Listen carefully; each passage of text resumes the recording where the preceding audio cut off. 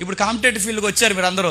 అడుగుతున్నాను, మీరు చదువుతున్నప్పుడు మీ టెక్స్ట్ బుక్లు ముందెట్టుకున్నప్పుడు, మీ కాంపిటేటివ్ బుక్స్ ముందెట్టుకున్నప్పుడు మీకు ఏమేమి గుర్తొస్తున్నాయో, మంచి జాబ్ కొట్టి, మంచి ఇల్లు కట్టి, మంచి పిల్లని చేసుకుని మీకు గుర్తొస్తున్నాయో లేదో నాకు తెలియదు, కానీ అవి గుర్తు రాకూడదు. మా నాన్న కష్టార్జితాన్ని నేను వమ్ము చేయకూడదు అన్న పాయింట్ ఎప్పుడు నీ మైండ్లో చెప్పండి.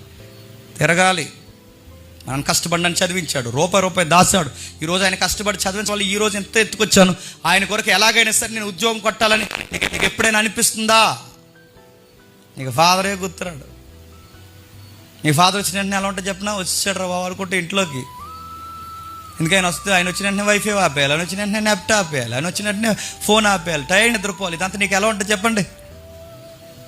మంచి ఫాదర్ కనుక ఫోన్ ఆడొద్దు అంటాడు, మంచి ఫాదర్ కనుక ఫోన్ చెక్ చేస్తాడు, మంచి ఫాదర్ కనుక ఎవరితో మాట్లాడుతున్నాం అన్నీ చూస్తాడు. పోరంబోకు ఫాదర్ అయితే చెప్పండి, నేనేం అడగడు. భోజనం చేసావా, పోయి పడుకోరా అంటాడు. ఈడి పనులు ఈడుకున్నాయి, ఆడి పనులు ఆడుకున్నాయి. అడుగుతున్నాను, ఇలాంటి ఫాదర్స్ కొడుకులు ఎక్కువైపోయారు. మళ్ళీ చెప్తున్నాను, ఇలాంటి వాళ్ళు అందరినీ చూడండి. బైబిల్ అంటుంది, జాగ్రత్త జాగ్రత్త జాగ్రత్త.